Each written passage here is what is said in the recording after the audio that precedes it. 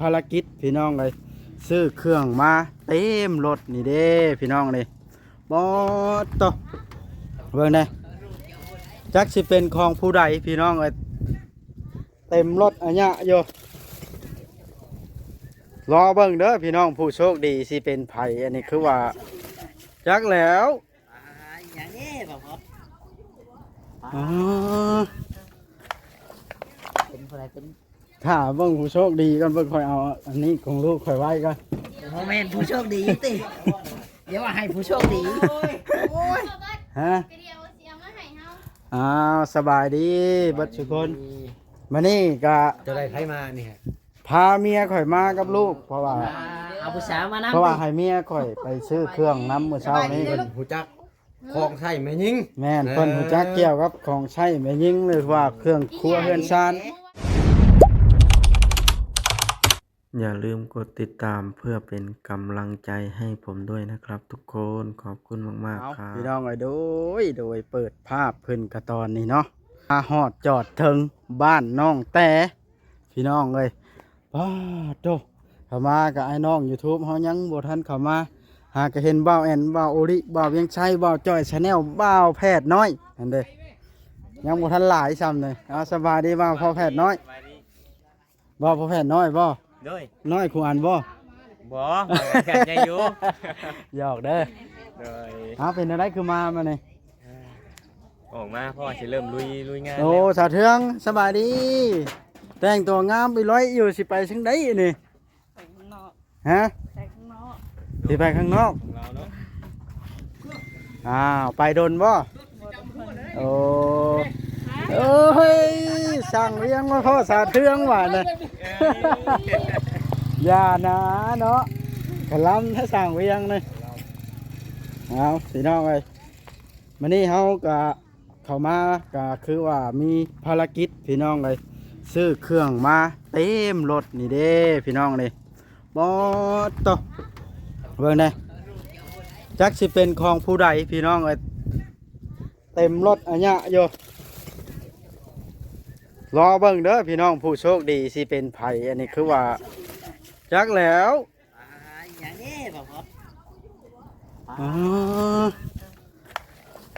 เป็นอะไรเป็น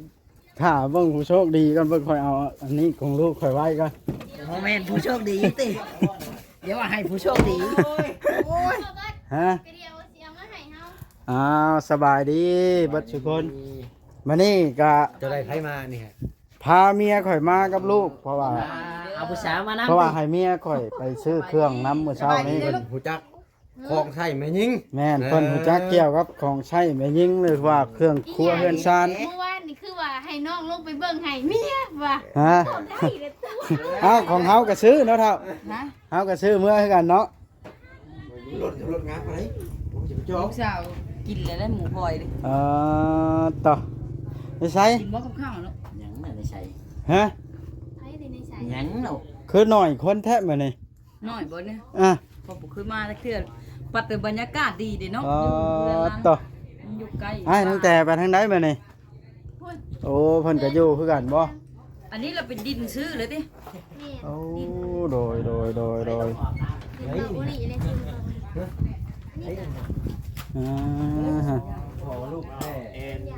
น้องแต่มานี่ดูกับน้องบอยนะสัญลักษณ์ของเพิ่นคือมักใส่หมวกไอ้เบาเอ็นออกมายังนี่ฮะมาเบิ่งดูในรถนี่เจ้าคิดว่ามีของเจ้าอยู่บ่ในรถนี่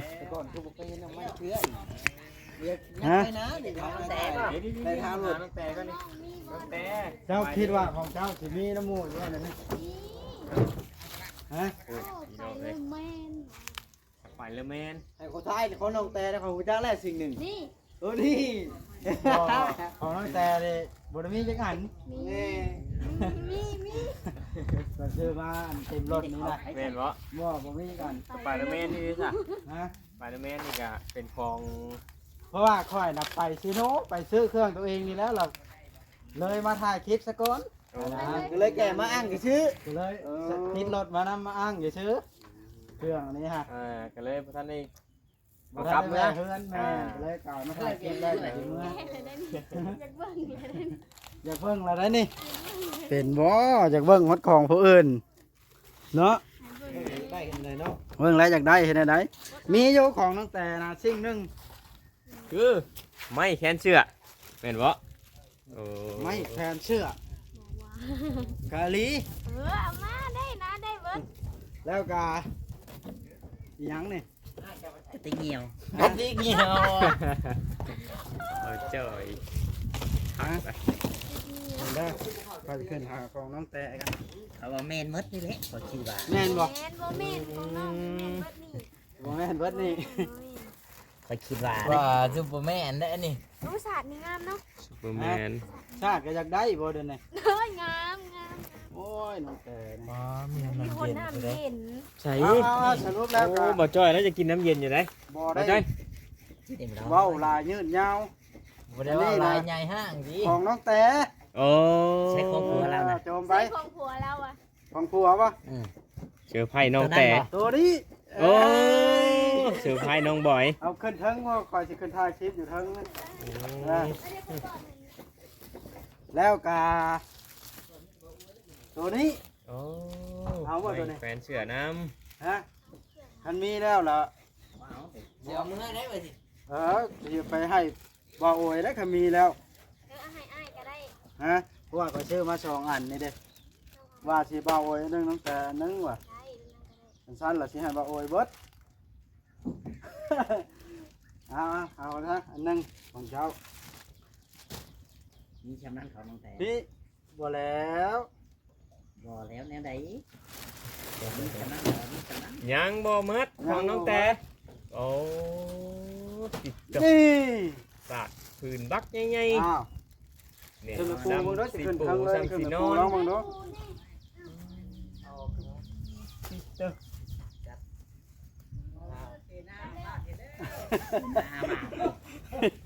จัดสุดใหญ่แห้งอีหลีนี่เนาะยังตั้งแต่เจ้าเอาแล้วอันกลางนะ เดนาอามาด อันนี้ส่งคืนเด้อ มาเบาลีทีพนักงานหัวแหลมจิตพ่อชอน อย่าเผาอย่าบายตัวนี้นะ พึ่งเบิ่งได้บ่ บ่ฮะ ว่ายัง โยกของข้อยซื้อเมื่อ ไว้ปั่นกับพ่อยเอาคนลานพ่อ แม่น บ่ปั่นก่อนได้ว่าจะ เอาไว้ตัวนั้นนะ ใครก็อยากได้ปั่นมด อะไรก็ได้แหละ ไปขึ้นเบื้องชาติน้องแต่พวกอันนี้นะ ปูเรียบร้อยแล้ว รอรุ่นเด้อว่าสิเป็นของไผยังเต็มรถนี่พี่น้องฮะบ่ถ้าเบิ่งใส่ละเครื่องดิอ้าว โอ้ย อ้าวเมียข่อยก็มาได้ถ่ายเห็นได้แหละโอ้ เห็นแล้วจะเชื่องไว้เนาะ ย่างมาได้กว่าเท่าเดี๋ยวป๊าดโตพอดีสุดเฮือนอันเนี้ยบ้านนี่เนาะใหญ่สมควรลิศาสตร์ขอชื่อรอบนี้ หยังใหญ่นะ ชาติ เอ้ย ชื่อสาร จำว่า ดึงให้มันจำทั้งนี้แล้วน้องแต่โอ้นั่งพ้นให้เจ้าบ้านน่ะจำพาก็ได้ที่สัมภาษณ์เนี่ย ชาติได้ชาติเลยยังบ่มีพ่อมเลยบัด ใหญ่ลิ ตัวโหจัดนักจัดเต็มมาลีนี่เนาะ เต็มชุดใหญ่ ยังบ่ได้คนลงเบิดบ่หาในรถนะ ยัง ตัวนี่ชั้นวางถ้วยนี่เจ้านั่นจบเจือเด้อบาทนะล้างถ้วยจบเจือเด้อเนาะ เดี๋ยวว่าให้ละนอนเป็นชั้นนะชั้นนั้น นี่ บอกว่าสั่งล่างถ้วย กังอันนี้ฮะ กัง ภาษาเฮาเอิ้นเนาะ มันไม่แขนบ่ ก็ภาษาน้องแต่เอิ้นหยังซะ ภาษาตั้งแต่ได้จ้ะ ตั้งแต่มีคำอธิบายนะได้ให้ FC ฟังเพราะว่าการนั่งของเจ้านี่มีหลายคนอยากคอมเมนต์เข้ามาหลายอยู่เนาะเจ้าต้องอธิบายให้ FC เพิ่นฟัง มันหนังแบบนี้นะมันสบาย มันปวดแบบเวลาทำงานสมอง แบบว่านั่งคัดต้นหอมมันนั่งบ่ได้เนาะโอ้แบบว่ายันมันเครื่องกับเล็กก็เลยนั่งเหยียดขาไว้ นี่แหละพี่น้องเหตุผลของน้องแต่เนาะ มันปวดเองมัน เนี่ย ปวด เบิ่งสิแก้ให้เบิ่งอันนี้นะ แกมันเลยปะ แก้รถเอา แต่น้องแต่เพิ่นแกะเองบอกว่าขอบ่ทักใช้ดอกแต่ว่า ว่า คิ จะ ด ใช้ สัง คื เก อ ต จะ ตั้ ซื้ ง อ แต่ ฉัน เมื่อวาน อ้าว นี่ เห็น นะ รูปเนาะเฮ็ดสังเกตอีช้างขอยซื้อเมื่ออันนึงให้เมียข่อยก็ได้อันนี้ เห็นจ้ะ เอ้าข่อยมือไว้เลยดิ แม่นดอกอย่าพูดตัว เนาะ โ ถึกสีแล้วเนาะ จะสีอะไร สีมากแล้วเนาะเอาอันนี้นะเรียกเขาจะเดินเลย มีสองหัวแม่นบ่นี่เด้ เรียกให้น้องบอย เรียกไผ น้องบอย อันนั้นเข้ามามื้อหน้าละ ถ้ามันแปลนติ บ่เฮือนนี่คอยสิเบิ่งว่ามันสิหมอกหรือบ่หมอกได้อันนี้มาแล้ว ถ้ามันหมอกเด้ ถ้าเห็นว่าบ่เบิ้ลบอกน้องดีน้องก็เอาตัวนั้นไป ตัวไหน ตัววิทย์นะ แล้วมันขับมามันปิ้นเนาะนี่นี่กระจายว่าเจ้าลงนี่ก็ปิ้นนี่นี่ นี่ อ้าวลูกสาวก็มานำบ้านน่ะลูกสาวค่อย บ่จ้อยย่านบ่จ้อยแล้วให้ เย็นเลยนะข้านหน้ากล้องน่ะลูกค้ามเราไปนั่งอยู่ข้างหลังเนาะ ได้ผ่านแล้ว เบิ่งพ่อสิอันนั้นกันฮู้จักใช่บ่เจ้าฮู้ว่าผู้ใหญ่ท่านใดชื่อให้เจ้าน่ะ ไหนแล้วนี่ นี่บ้านบ่บอกว่าบ่ฮู้เนาะสิ นี่ เฮ็ดอะไรบ่แพทย์บ้านน่ะ ต้องบอกแบบนี้บ่บอส นะ แต่ว่าต้องบอก มาแพนฮู้ว่าฉัน บ่ฮู้คือกันแล้วถ้า เอา บ่ เลย บ่บอกเนาะ จำวัดตุ๊กไปไหน เมาดีจังได้กระตุกโคตรแท้ เป็นบ่ประกอบนะอันนี้ข่อยกับบุจักวิธีใช้คือกันนะเพราะว่าข่อยไปถามเขามันแบบใดแบบใดฮะข่อยก็ยังงงอยู่ ตั้งแต่ละชื่อเด้อมาหรือบ่ชื่อเนาะมาจ้อยเด้อเด้อทางนี้เด้อตั้งเด้อทางนั้น บ้านแล้วลูกมีให้กิน อัน คุ้ม นี้ ค่า ต้องใหญ่กว่าตัว แล้วก็จ้อยให้เจ้าบ่ ขอยืมพี่กระบองเลยเด้อ เลยเอาเลย ใช่สิ มันมีเครื่องซักผ้าในตู้เนาะ แก้วเนาะ ไม่ว่าเฮานั้นเราลงซักอยู่นี่เนาะ เพื่อนนั่นนะ ขึ้นกับพากันอีกจ้างบด มันบ่นั่งอะเด้เห็นบ่เฮ้ยอันวัดฉากอยู่ที่ใด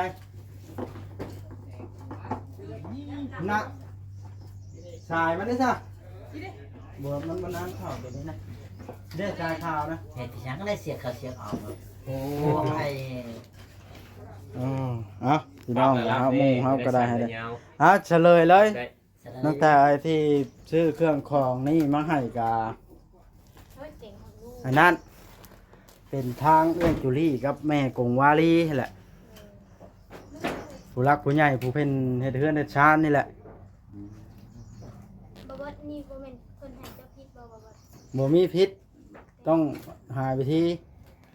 วิธีใส่ ให้พ่อแพทย์นั่นแปะสอนนะให้สอนน้องเพิ่นเพราะอะไรแพทย์ เฮ็ดบ่เป็นได้พอแพทย์กันแล้วไอ้สิใส่จังได๋นี่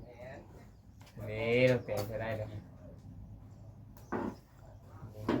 หมุนแฮ ถู ง น้ำเอาแบบนี้นะ ฮะ ถูน้ำบ่ขาด วางไหนเปื้อนกระทูว่านั้นแล้วเนาะ ได้หมด อ่า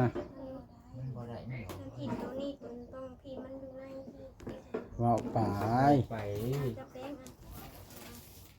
บอกว่าไปเปลี่ยนก็ชื่อมาผิดนะ บ่มันอยู่ในสุดมัน เบิ่งเด้อตัวนี้ อ๋อตัวนี้ด่ามันเนาะ ดำมัน มันต้องเจ้าใช้พิษทางนี้ซะเนาะพ่อแพทย์ แม่นแกเบิ่ง เพราะอันนี้มันเขาให้อยู่ค่ะ เราอยู่ออกซื่อๆได้ อันนี้ได้ ปั้นเครื่องอันนี้ โอ้มันแบบเครื่องซักผ้านี่เนาะ ทางนั้นแหละบอกว่าทางมือเจ้าพุ่นละ นี่ทางนั้น นี่เนาะ เพราะว่าตัวนี้มันต้องอยู่ในบ่อน เบิดระบบดาม เบิด มา เดียว เอาเอา เฮ็ดบ่เป็นบ่านี่มัน เฮ็ดบ่เป็น บ่เคยมีแบบนี้เนี่ยมันเลยบ่เป็น ค่อยว่ามันอยู่จุดนั่นแหละในมือเจ้าหั่นล่ะ อันนี้แหละเนาะ แม่น มันน่ะมันหันเข้ากับถือครับถือ มันเหมาะเลยได้เนี่ยมันเอาเจาะเลยนี่ ฮะ แล้วเลยดิ แล้ว ทางนี้ ค่อยคิดออกแล้ว ขึ้นออกแบบใด ค่อยฮู้แล้ว ชวมตัวนี้ก่อน นี่เด้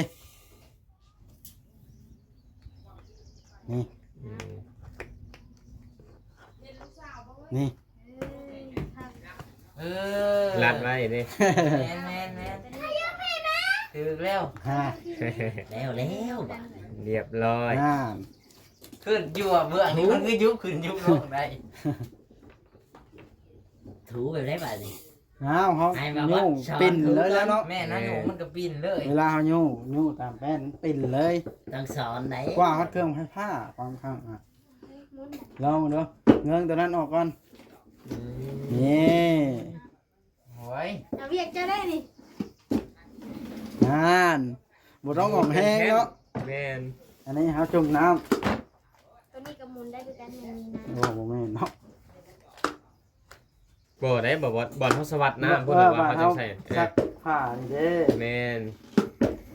ตัวนี้กับมุนได้ด้วยกันอันนั้นใส่ นี่บ่ปิ่นให้เขาเฮ็ดเนาะ แม่ ปิ่นขว้างอ่ะต้องอันนั้นตั้งแต่ต้องรู้เมียนเฮือนเมียนชานถูเฮือนถูชานเพิ่นเฮ็ดให้แหละเนาะ แม่น ดิฉันแม่จะได้แต่สิ อันนี้ก็เครื่องเก็บถ้วยบวงอันนี้ตั้งซักผ้าซักแพรแม่นบ่แขวนมีแต่ว่าให้ตั้งแต่นะกล่าวคำขอบมันใจเพิ่นเอาขนมมือขึ้นแต่เจ้าสองคนแม่ปองวลีกับเอ้ยจูรี่ ต้องให้คนกินเนาะ ขอบคุณเด้อในกงลีกับแม่จูนี่ความสุขความเจริญของของตัวนี้ที่ว่าที่นี่ซื้อเครื่องมาให้ลูกค่ะให้แม่ทรงทานให้ดีๆนี่ให้ค่ะ เอาดัง คนได้ ๆ ยิน พี่ บ่ จ้ะ ไหม โอ้เล่ บ่าวโอลิบอกให้เว้าดังๆให้นะเว้าไหม นี่มันดัง ต้องว่าใหม่ได้แบบนี้ โดยขอบคุณเด้อแม่จูรี่กับแม่กงมาลีที่ซื้อเครื่องมาให้ลูกความเจ็บบ่ให้ได้ความไข่บ่ให้มีแม่มาให้ลูกเท่านี้ขอหาคืนแม่ร้อยเท่าพันเท่าเด้อแม่เด้อสาธุ อ้าวบ้านนี้ตั้งมุกตั้งใจได้บ้านนี้น้องแต่เอ้ย เก็บกวดให้มันเป็นเรือนชานตัวเอง คนเฮานี่ในพันคนนี่บ่มีผู้หนึงเด้อที่ถูกผู้ใหญ่เพิ่นหักแพงเนาะ แม่น แม่นบ่น้องแต่เพิ่นหักแพงนี่ถือว่าเป็นบุญของพระเจ้าสองผู้เมียแท้ได้นี่ เอาไปตอบ เนาะเอาลงไปจัดแจงแบบว่าวางให้มันเป็นระเบียบละเวลาเจ้าถ้วยบ่วงละหาแนวโป๊กไว้บาดนี้เดี๋ยวกี่พ่นบ่ปิว3เพื่อนครัว นี่นี่เจ้าก็แก้ขางหนึ่งนี่เนาะว่า แม่น เธอว่าคือสิคักเลยนี่ เจ้าก็บ่แก้เอาหมด เออ เป็นมันป้าสองขางนี่แกแต่ทั้งหนา แม่นคือสิคัก มันเก็บไปแล้วเห็นได้ฉัน บ่เป็นหยังบ่เป็นหยัง บ่เป็นหยังแก้ไปแล้วก็ได้ แต่ว่าเฮาต้องหาผ้าแพร่เป็นหยังโป๊กไว้เนาะบ้านเฮาเอาถ้วยเอาบ่วง นะก็ได้อยู่แล้วนะ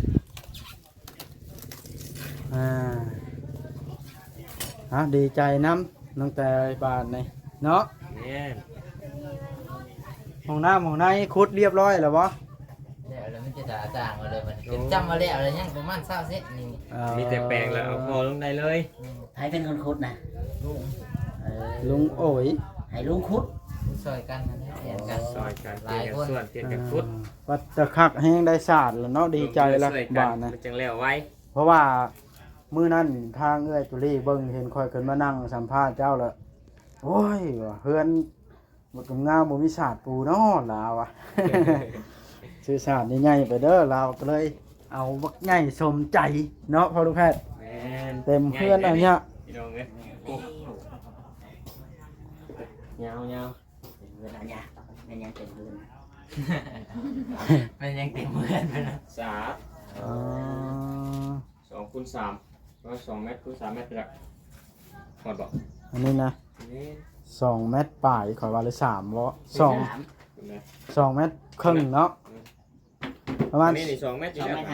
50 ตัวนี้น่ะ3น่ะหมาเนาะ อันนั้นเขายังว่า 3เมตรปลาย 2 คูณ แล้ว 3 อ่า 3 เมตรปลาย ยาว อืมเอาโอเคเด้อน้องแต่เด้อเก็บเงียนเด้อทางอ้ายสิได้จบคลิปลงก่อนอ่า เดี๋ยวเราพูดทาง